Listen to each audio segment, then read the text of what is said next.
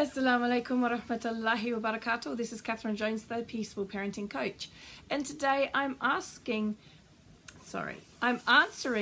one of your questions. Now, I had a question from a sister.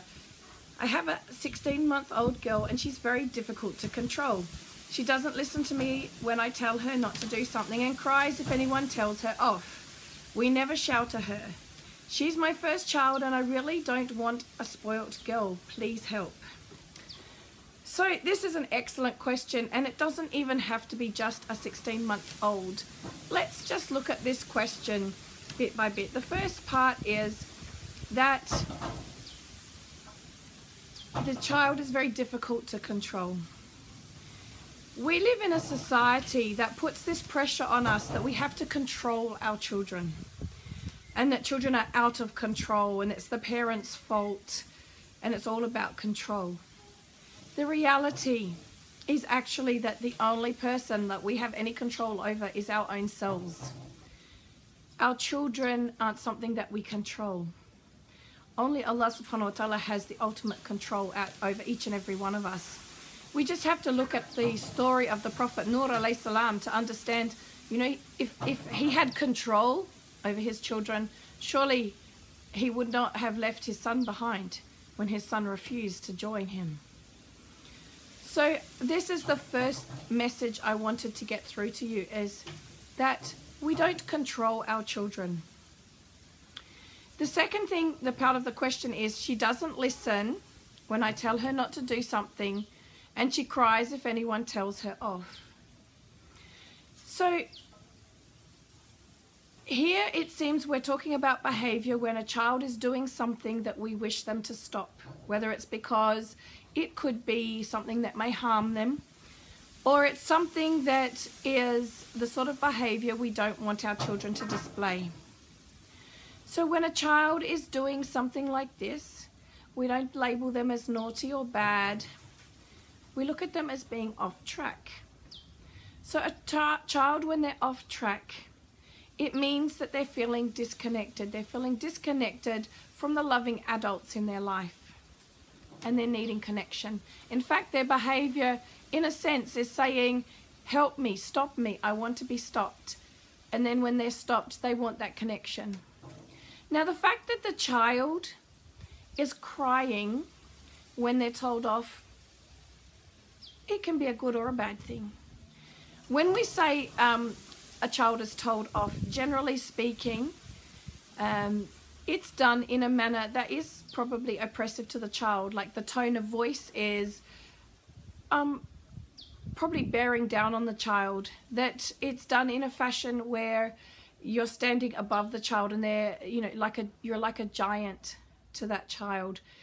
In which case the crying in that moment is a crying of fear, and this isn't what we want. But we do want to set limits, and there is a way of setting limits.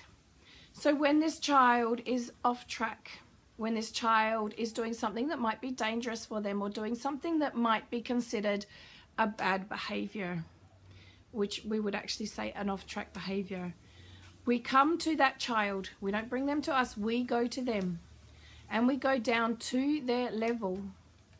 Right down to their level. If they're having a tantrum on the floor, then you lie down on the floor with them. And I tell you, I have done it many times, and most of the time I wished I'd done the sweeping or the vacuuming beforehand, but that's another side issue. Get down to that child's level, and then in a very calm, firm, warm tone, you tell the child to stop what they're doing.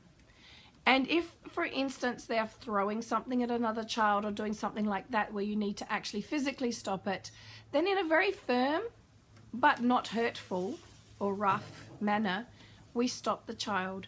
So for instance, we might bring our hand and, block the child from throwing the block.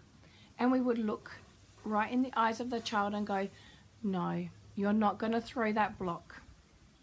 I don't want you to hurt someone. It's not okay to hurt people. So short, simple sentences in a very warm but firm tone.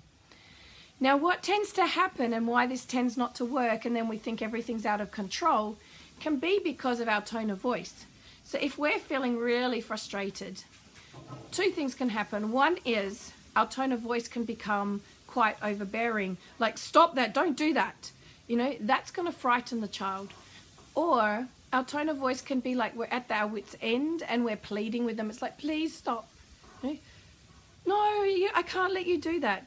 We can't. Those tones of voices will not work. The child needs us to show that we are calm, that we're in a good place, that we're safe and someone that they can trust, and connect with them and say to them, no, I can't let you do that, in a warm, calm tone of voice. Now, what tends to happen, and what's mentioned in this question, is the child cries. Now, in this case, when you've come to them in a very connecting way, it's actually a good thing. And what we do in that moment is we stay with them and we listen to them cry. We don't try to shush them. We don't try to comfort them. Don't stick a dummy in. Don't give them a lollipop. Don't give them a cuddle. Don't pat their back or pat them on the head. We stay with them eye to eye, showing them how much we love them and how much we care about them. And so we may say things. So this child was 16 months old. So we might say something to that child. Say, let's take a scenario that they weren't sharing and we wanted to set a limit on the snatching or behavior like that. So things that we might say to that child is, I know it feels really difficult to share right now. I know that you don't feel like sharing your toys. I'm going to sit here right with you until you feel better. I'm not going anywhere. I love you. I'm here for you. Things like this that are going to reassure that child that you're there for them in that moment. Because what's actually happening in that moment is they're releasing emotional tension. They're letting out whatever it is that has made them off track in the first place. And if you're able to sit there and stay through the whole process until they stop crying, and the amazing thing about this is often with children, they'll just turn it off like a tap. When they're finished, they're done, that's it, straight away. If you can hang in there till that moment, what you'll see come out the other end is that gorgeous child that you always love that child to be. It's the most amazing process in the world. I've seen it happen over and over and over again with my children. And it never, ever ceases to amaze me or make me feel so blessed that I know about this stuff. Alhamdulillah. So let me just check the rest of the questions, see if I've covered everything. Okay, so the last part of the question is a concern about the child being spoilt. This type of parenting will not leave a child spoilt. If we were to give the child something to stop them crying, like give them a lolly or something like that, well, this is the path towards spoiling a child, is giving them something to settle them. It's not a healthy solution. This solution is a fantastic solution because what happens is you're helping the child's thinking clear. If you've had a chance to look at my free webinar and free training that I do, you will understand a little bit more about what's happening in the brain of the child. This is stuff that we cover in my 6-week peaceful parenting breakthrough training. And what I've just told you about and setting limits is what we cover in week 4 of that training, all about setting limits.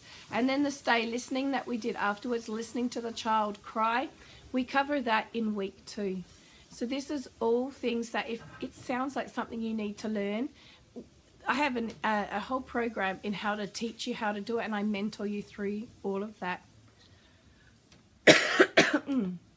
Excuse my coughing and voice and everything. I had a bit of a flu this week. So so this doesn't spoil the child. What happens is allowing that emotional tension to be relieved from the child, to be there with them, showing them that it's okay that they feel that way. You're in fact bringing that child back into a state of being able to think. and they come back to being, you know, empathetic, compassionate, reasonable, loving, caring, smiling, all the wonderful characteristics that we love to see in our children. So make sure that if you want to learn more, you click on the link that comes with this video and have an option there to learn more from me, inshallah. So that's the answer to the question about children that are difficult to control, that they don't listen, that they cry when they're told off. That's the answer. Connection, connection, warm, loving connection, inshallah. So this is Catherine Jones, the Peaceful Parenting Coach, signing off. Assalamu alaikum wa rahmatullahi wa barakatuh.